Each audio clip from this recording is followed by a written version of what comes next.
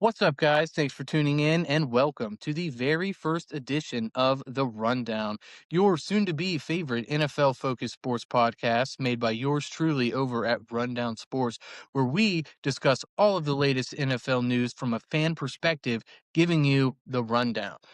Mic check, lights on, run down ready. Preston and Savvy reppin' Carolina steady. Jake with the Browns, yeah, the dog pound loud. Football first, but we talk it all out. This is the rundown. This is the rundown. As we know, there is one final game to be played this season. So, in today's episode, we're going to be going over the Super Bowl, the conference championship games, and then we're going to get into some other questions that we have and that are going around the league. So, I'm going to start with the conference championship games. And I want to know if you guys, if there's any specific factors or even just, one or two specific plays that you think really decided that game or started those games. Let's go with the AFC championship game first. That game was boring as fuck. Yeah, it was like the most boring. Probably like it literally reminded me of that Panthers Jets game, dude. Where that shit was so fucking boring, bro. You remember that, Sav? Yeah. We were sitting there like, what the fuck, dude? The opening drive, I I thought don't even Jared remember, Stidham had a bro. chance to do something, bro. But like then after that, then when the weather hit, it just Yeah, that first drive was promising, and then, it just turned into a fucking shit show. it wasn't even I really a agree with the weather defensive part, game. actually.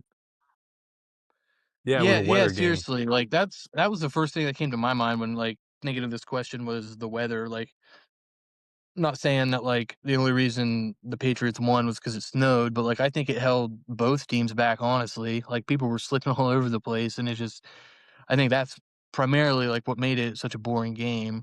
Yeah, Yeah, because I feel like both teams played a little bit more conservative. I do think Yeah, it was. it was weird. Travion Henderson didn't really do shit, bro. Bro, Travion Yeah, Henderson barely played, That's what I'm yeah, saying, for bro. real. and, he balled out all season long, bro, as a I rookie. know. He Last time wasn't I on an checked the injury stats, report, it was was he? like Yeah, he was, but he was cleared for practice, and he practiced in pads and everything that week. And they said he was supposed to play against the Chiefs, but never did. Yeah, he had close to, 1,000 yards. I think he had 9 touchdowns. I mean, for a rookie, bro, that's solid. Dude, I didn't know who was gonna be better, him or Jokins. Jokins got fucking injured and a bunch of other shit, but towards the, like, beginning half of the season, I thought it was definitely leaning towards Jokins being the better running back, but I don't know now. We'll see next year. What do you guys think about the NFC Championship? Yeah, that yeah, was in that my was opinion. the game. Best save Um, championship weekend. To say, you guys think Sam Darnold fucking actually cemented himself as a good quarterback? I don't know. I really don't know. I feel like he's a really great quarterback. Honestly, I feel like has Sam ever been to a fucking Super Bowl? no. Hell no. Yeah, so, He's the first No. out of his He QB was the class. He's the Jets. first one to make it, bro. that's crazy. That's crazy. Dude, Did he Josh make it to Allen and the Lamar Jackson was in the same draft, bro. did he Did you make it to the NFC Championship with, the Niners as a backup? I can't remember, but I I'm feel trying to like think what year that would have been 23, I I think. feel like for the playing field for Drake May and Sam Darnold, I feel like they're pretty much even, bro. That's just my opinion. They've both never been to a Super Bowl. I feel like they're both gonna be under mad pressure. Um, Yeah, but Drake May's a lot younger, and man. Yeah, I think it's gonna come yeah. down to who really focuses on the game a little more than the other. Dude, I'm See, trying my to. thing with Sam is I think he's like I mean, I guess you could say I think he's cemented himself at least as, like, a good starting quarterback, Like, I mean, he's been playing good football. He has, like he'll give you a couple here and there, but, I don't know, it's just one of those things that I'm thinking, like, not every quarterback is gonna be Pat Mahomes or Josh Allen, like, you know what I mean? More often than not, you can get a good quarterback, but you're gonna have to surround him with, like, more talent Yeah, to what is really Sam Darnold on what? Is he on a one-year contract with the Seahawks? No, he signed, I don't know how long of a contract, but I know he's making, like, 33 mil a year. I wanting to think it was 3 or 4 years. Dude, I tell you, the fucking Vikings really fucked up Big time, dude. trying to ride it out with JJ McCarthy, bro. No, that's the crazy thing. The crazy thing to me is they, like, really didn't even get to see him play. So, like, they were just like, you know what I mean? Like, I don't know. I know they drafted a dude, but I mean, that was I don't know, man. That was Yeah, but you were going off a whim, off of a dude who was injured. a 14-3 season, dude. But dude, Sam Darnold had I finally got it up. He had 346 yards, 3 touchdowns. His completion percentage versus pressure was 5 of 11 for 102 yards, and all 3 of his touchdowns were when he was pressured. Dang, alright. Matthew Stafford put up 374 with 3 touchdowns. That was a good ass game, dude. Yeah. I definitely Seattle's their defense is crazy, bro. I mean, they let the Rams put up 27, but that's also the Sean McVay led Rams, so their offense is always going to perform. Yeah. Well, let's talk about the Super Bowl now. Let's see. Let's start with some X factors you guys have in mind. Like, who do you think is going to need to have a solid game without ASN putting up 200 yards? Like, Honestly, I Mm. think in order for Drake May to really lock in, I feel like the weapons around him, like Stephon Diggs, I feel like he's gonna have a pretty big game because he's a veteran. He's I'm pretty sure he's been in nah, I don't think he has been actually, Two but two yeah, conference okay, I thought I was championships. He lost both of them. yeah, I One thought for I the Bills and yep. one for the Vikings. Yeah, so, like, I feel like he knows what to expect, he's yeah. been there, um, He hasn't been to the Super and Bowl. not only right, right, but I'm saying he's been with that kind of pressure, you know what I He's mean? been He's in had multiple to deep playoff runs though, yeah. yeah, so I feel like for the Patriots, honestly, Stephon Diggs is gonna have to lock in, and they're gonna have to figure out, like, a solid run game to start out the game with. Because I mean, I feel like especially in college, I know we're talking about NFL, but in college, 9 times out of 10, the team that can dominate running the ball, 9 times out of 10 wins the game. Yeah. So, I feel like if they establish a good run game beginning of the game, I feel like the Patriots have a good chance, but I agree with you actually. And it's one of those things. JC Horn said you can't stop the run, you can't stop nothing in this league. So, yeah, but also I think just getting off to a fast start, I think that's one of the keys to victory for this Patriots team because you can't go down like 2 touchdowns against this Seattle team, against this defense. Like, I just don't see how you could go down like, 2 touchdowns, start off the game, and then come back against this defense. This defense yeah, is insane. It's gonna be a game of who doesn't turn the ball over. Mhm. That's what yeah, it's gonna boil down turnovers will to. play a big role. Sam Darnold's still the I only have a couple quarterback guys in in the mind. playoffs with no turnovers. I'll go over my guys. I had since we're talking about you said Stephon Diggs, my guy for the Patriots offense was Will Campbell, the rookie. I think he, like again against the Seattle defense, I think he's gonna have to, you know, help keep Drake upright and have a really solid game. I don't think he can afford to be giving up, multiple sacks. Not that he's, been doing that, but I just think he's gonna need to have a solid game. And for the Patriots defense, also to like kind of the same thing you were talking about, people who have been there before. I was looking at Milton Williams because I think if he can put some pressure on Sam and he can get to Sam like he won a Super Bowl last year and he didn't that was like his breakout game. Like if he didn't have um that kind of game in the Super Bowl, he wasn't getting like what did he get like 25 million a year. So he's gonna have need to have another one of those Super Bowl performances, I think, to beat this Seattle team. And then for Seattle, I had on offense, I had Rashid Shaheed, dude. Like he's one of those dudes that I'm glad they got him out of New Orleans, dude. My player is definitely Sam Darnold, bro. He has the most to prove out of everybody. I mean, this is his chance to. Mhm. I feel like he's proved a lot this whole season, especially in the playoffs. But I mean, this is his game right here. I'm sure the defense is gonna carry him and all that, but I mean, if he doesn't turn the ball over and puts up any stat close to what he did in the last game, I mean, there's no doubt nobody's gonna have nothing to say about him anymore. Yeah, I agree. And he just joined the Um, Seahawks this year. What coach do you guys think has the most to prove in this upcoming Super Bowl? I think it's Mike Vrabel. I do because he's been a head coach before, and I thought he was a good head coach in Tennessee. They fired him, and now, you know, first time back as a head coach, he brings his team to the Super Bowl. But there is also, one of the reasons is that everybody keeps, playing the schedule game saying, oh, they had the easiest schedule in the league, whatever.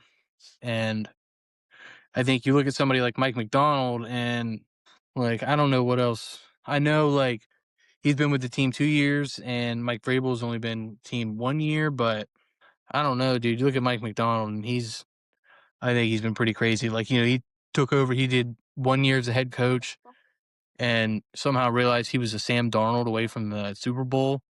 Like, and then he went and got Sam Darnold. Now he's in the Super Bowl. I don't know. So I think it's Mike Vrabel just from him being the head coach before being fired. Although I think he's a damn good coach. I do. He's like, you know, in the Super Bowl for a reason. But I just think, between the two, I would say Mike Vrabel. Yeah, I'd say the same thing. Mike Vrabel, he played for the Patriots too, and Hmm. Mike McDonald, he's a new head coach. This is his second year. Like you said, Mike Vrabel, this is his second stint as a head coach. So I mean, he has to prove he's a Hmm. good coach. And he was on the Browns staff last year, and we're so dumb for letting him go, bro. So dumb for letting Yeah, him go. honestly, While we're talking about coaches, I want to ask you your opinion on Stefanski, Jake, and Mm, him as a coach, and your opinion on like the firing. Because we mm. can't say like he's bad coach. He's what, 2-time coach of the year. He's a great person. He's a really good Mhm. guy. But I mean, I don't know, bro. The Browns fucking organization is really dysfunctional. So I mean, I can't really hold him. I'll see what he does in Atlanta, but he did come here with a really good roster. Like our roster in 2020 was crazy, and slowly throughout time, he just trickled people out, and he's so bland, dude. Like he will never answer a question or own up to anything. He just always just, I got to coach better. I got to do better. We have to perform better as a team. He never calls players out. Yeah, He never, yeah, he has yeah. no I mean, like, accountability towards players, bro. That's like the number one thing in a coach. You got to hold people accountable so then people know what to fix. yeah. You also don't want to like blast your guys on to some reporters and stuff. No, but So I look at mean, the best. it's really hard to get stuff out of those guys sometimes. If you look at the best coaches, though, like the top names, like uh, McVay, Shanahan, yeah, those guys hold their players accountable. and Vrabel, McDonald, Mike Tomlin's always held his players accountable. oh, Mr. 9-8. Hey, never had a losing season. I mean, I hate the Steelers, That but is I ain't gonna crazy, deny dude. it. That's kind of 19 a years, crazy bro. stat, honestly. Now, I do think it's crazy that we're gonna go through this whole entire search trying to find a young offensive mind that's gonna keep Jim Schwartz just for them to drop out because we want to keep Jim Schwartz. So then we end up hiring some 6-year-old guy, and Jim Schwartz says, "Fuck you, I'm out anyway." That's crazy to me. That's But fucking hilarious. I'm sorry, but bro. Todd Monken, dude, this motherfucker, he won 2 back-to-back championships with Stetson Bennett at quarterback, and then comes back to the NFL and gets Lamar 2 MVPs, maybe 1. I don't know if he was there for the other one, and leads the Ravens to, like, I think 2023 or 2022, they had the number 1 offense for the most yardage per game. He's been an assistant coach for 37 years and never had a chance to be a head coach. So I mean, I'll give him a chance. Dang. Yeah. I mean, you really got to. I mean, I got no I don't know choice. much about I him, mean, it's honestly. all I right, didn't either Pay. until today. What's up? I got a question for you with us being Panthers fans. All right. Um, Head coach Dave Canales and Dan Morgan got the Panthers to the playoffs. Um, so who like they don't get much credit. So do they deserve for the turnaround? And what's the one big thing that they need to do? They need to re-sign vets. Do you think they need to pick up some solid people in the draft? Do you want to like what do you want to see this offseason to keep the momentum heading into the 2026 season? Well, to the first part, 100%, dude. Dan Morgan, he's been crazy low key, dude. Um, I've been saying for like all season, I need to get a Dan Morgan jersey, bro. But yeah, I mean, you look at like his drafts. Um, First pick ever, Xavier Leggett. So not didn't start off too great. They were kind of desperate for that number one wide receiver. They didn't have the first rounder because the previous regime traded it to go up and get Bryce Young. Then they traded up. I believe the next pick was trade up to get Jonathan Brooks, and I wasn't a big fan of that one. But it's like later in the draft. You know what I mean? Like he got Jalen Coker undrafted, Yeah. and I mean he put 134 yards and a touchdown in the playoff game, dude. Um, he was crazy. And then this year got T Mac, and that was like that surprised me. I did not think we were going to get him, but like thank God that I don't have Dan Morgan's job, and thank God they did take him because our offense, specifically our passing game, obviously would have been absolute dog shit this year if we didn't have T Mac. Like Coker missed some time, and then it took him a few games to really get going.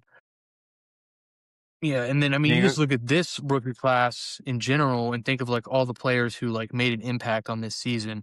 Obviously T Mac, Nick Scorton, second rounder, he had 5 sacks, and he's looked like he's going to be a really solid player for us for a long time.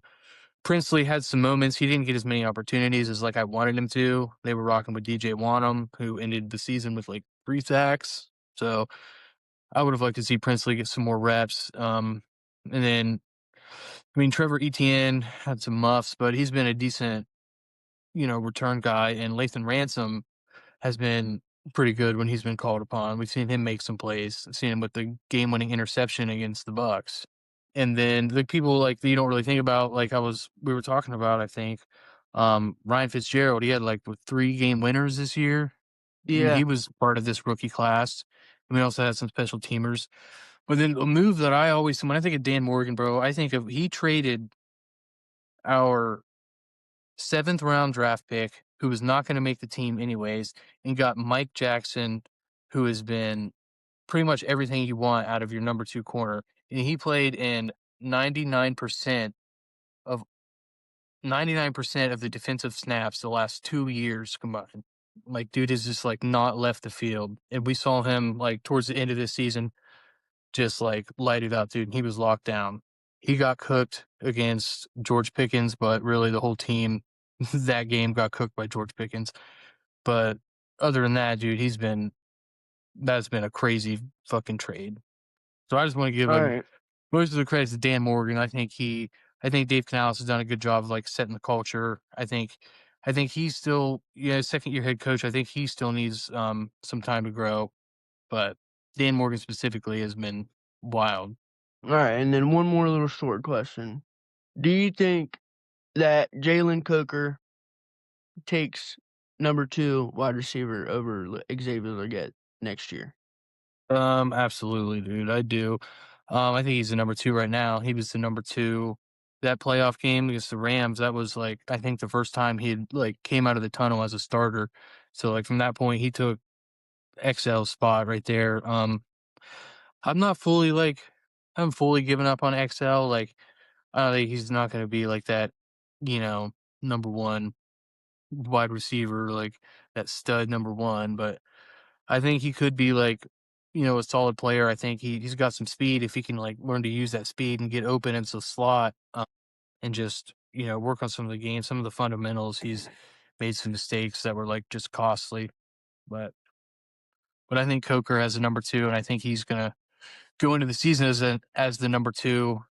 and XL is gonna have to, like he's gonna have to work for his snaps seriously because I do think they're gonna look for, like, a speedster, like a playmaker in the slot this offseason.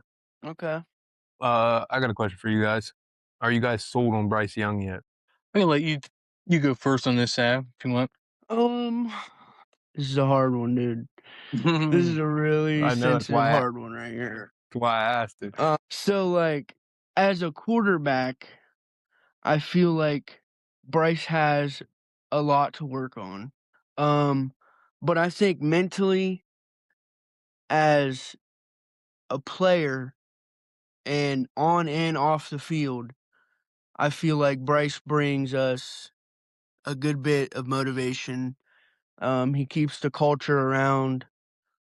Like, he's always pumping up our players on the sidelines.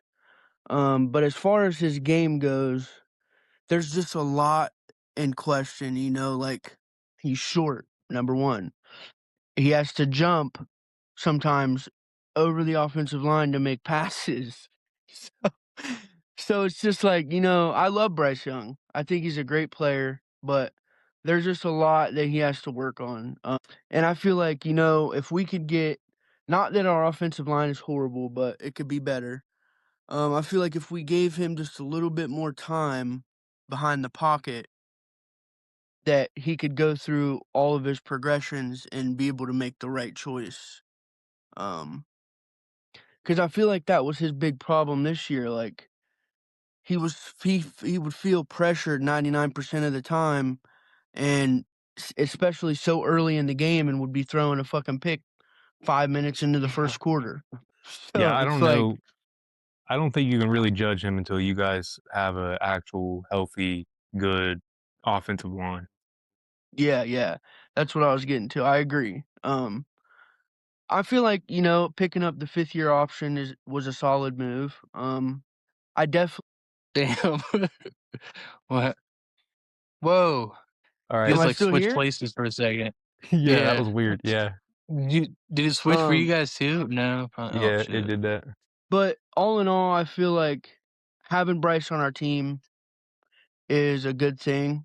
Um, and I can't wait to see, if he gets a little better. Obviously, you don't want him to get any worse.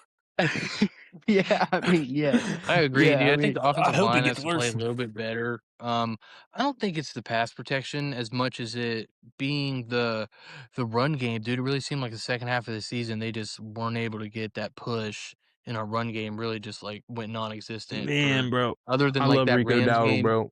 What? I love Rico, dude. I love Rico too, yeah, dude. One thing dude. I get like mad at people like Jesus Christ, Wayne. He was on the You Cowboys like last talking year, bad wasn't on Rico, like, "Oh, he didn't even rush for over 60 yards, like, in the last 9 games of the season, let him walk. He wants to go somewhere else, blah, blah, blah." And I'm like, "Yeah, I don't think it's the right move for us to pick him up. I think he should go somewhere else." But, like, dude, that motherfucker saved our season. Like, and that is no like, we were down with, like we're down like 2 touchdowns against Miami, and I thought Bryce threw that interception after the fucking fumble that he scored a touchdown on, and I thought it was over for Bryce, dude. And then Rico Dowdle fucking went off for over 200 yards. Like, you think if Rico Dowdle put up 60 yards, we were gonna come back and win that game? And that, like, completely that game, like, turned our season around. And Bryce made the throws that he needed to throw, but, like, if it wasn't for Rico, dude, we would not be a playoff team. So I just dude. think I made Rico deserves the fucking first week of the a playoffs, little bit more I made that respect. money line parlay, and the only team or the only game that I left off of my parlay was that fucking Rams and Panthers game because I actually really thought that you guys had a chance to. You guys almost did. Oh, in the playoffs? Yeah, that was the only game that I didn't feel confident betting on. And I mean, I was right. It Mhm. was down to the wire. Yeah, and that's the game, like, after that game, I was like I wouldn't say, like, fully, like, sold on Bryce, like, he's the future, he's the franchise, but I was like, "Alright, like, we got a QB that we can win with." Like, I thought he played a pretty solid game. Even that interception, like, that just looked like, uh, miscommunication, like, I don't know what was going on. I didn't call the play. I don't know what Coker was supposed to be doing, but it did like he just looked like he kinda just stopped, but, um and then the defense just we needed one stop and we couldn't get it, so I don't know if he's your guys' franchise QB, but I mean, last season I feel like he definitely he definitely threw it out there that he needs at least one more year to Yeah, evaluate because a him. lot of times they say, like, it's year 3 that you really see, like, the biggest step in a quarterback, and, um, his rookie year was absolute mess, dude. That was, like, the worst our franchise may have ever, like, been. It was, like, rock bottom. Oh, yeah, I So I thought he kinda was a just, like, bust. throw that shit away, and I'm, like, going into year 3 with, you know, again, with Dave Canales and Brad Idzik and Dan Morgan, another year with, T-Mac under your belt and with Coker, like, we pick up either, like, a young, speedy playmaker in the slot, or we get, like, a nice veteran presence who can, be, like, a reliable, like, 3rd down target. Then I think this offense will take a step. But we're gonna figure out what's going on at left tackle because Icky's gonna be out, but it's a conversation Left for another tackle, day. that's the most important position on your line, bro. Shit, my phone's back at Yeah, dude, 1, it's and it's crazy. been charging the whole time, so It's crazy how quick narrative shifts, bro, because, like, that first year, I mean, even, like, the second year and shit, dude, I definitely thought y'all fucked up not taking CJ Stroud. But look at him, bro, throwing 4 picks in every fucking playoff game in the most crucial games of his fucking career. He's like, "Oh, hey, y'all want some free fucking." He's throwing up 50-50 balls like crazy, dude. I hate yeah, I saying that, thought bro, Bryce because he played hires. well after he came back from being benched, honestly, but, Yeah, yeah, that dude, wasn't, like, that's what a lot of sold them then quarterbacks need, either, you bro. know what I mean? He just needs, like, I think we'll know after this year for sure. Alright, guys, thanks for tuning in to our podcast. Alright, thanks for tuning in to Rundown Podcast.